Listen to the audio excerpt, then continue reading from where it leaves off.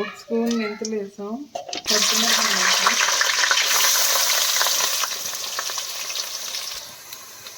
చూడండి ఉప్పు వేస్తున్నాము, చూసుకొని వేసుకోండి సరిపడా అల్లం వెల్లుల్లి పేస్ట్ వేస్తున్నామండి. 2 నిమ్మకాయల సైజు ఉన్న చింతపండు నానబెట్టుకుంది. ఇలా గ్లో కలర్ వచ్చే వరకు అల్లం పేస్ట్ అన్నీ వేగిపోవాలండి. చేపలు నీట్గా కడుక్కొని పెట్టుకున్నాం కదండి, అవి వేసుకుంటున్నాము. 2 కేజీ చేప అండి ఇది. తీసుకొచ్చాడండి చేపలో పలుకూరు నుంచి. పసుపు వేస్తున్నాం, సరిపడంత కారం వేసుకోవాలి. ఈ కూరలు కాదండి, ఎంత ఎక్కువ వేసుకుంటే అంత మంచిది. అంతే, ఎక్కువ అంటే సరిపోడంత. కొంత కలుపుకున్న వాటర్ పోస్తున్నామండి. అంతసేపు ఈ వాటర్లో ఉడుక్కొని ఇచ్చిన తర్వాత అదంతా అయిపోయినా కొంచెం సేపు ఆగినాక చింతపండు పోసుకుందాం. చూడండి చింతపండు పులుసు వేసుకుంటున్నాం.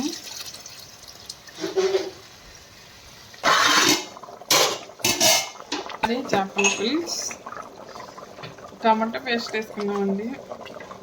అనుకోకుండా ఒకసారి ఇట్లా తిప్పుకోవాలండి.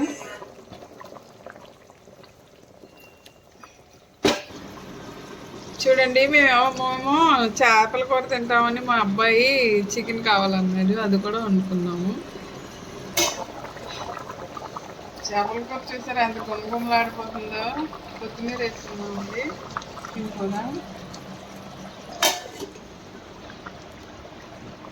గరం మసాలా వేస్తున్నామండి. ఎంత ఉండే చేపల పులుసు. ప్లీజ్ ఫ్రెండ్స్ సబ్స్క్రైబ్ చేయండి, ప్లీజ్ నచ్చితే లైక్ చేయండి. మీకోసం చూసారా నేను ఎలా వంటలు చేస్తున్నాను. బాయ్ అండి.